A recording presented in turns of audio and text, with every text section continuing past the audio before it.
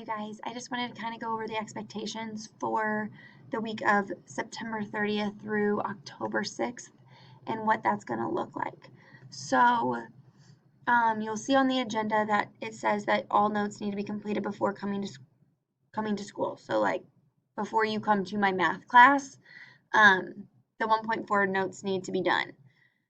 Everything else can be done, or you can do it on your virtual day, but those 1.4 notes needs to be done before you see me in class. That way we can go over all the questions and stuff like that that we might still have.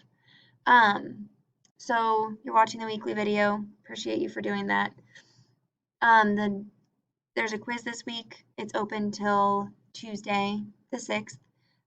This quiz, you need to show your work for it in your notebook, and I'll check it in class. And then it's over 1.1, 1.2, and 1.3.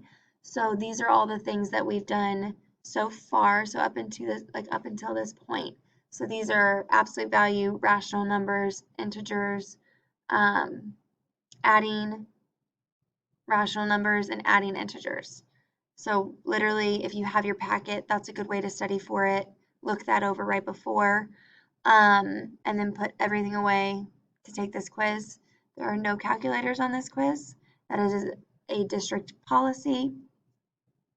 They believe that you should know how to do this and use these rules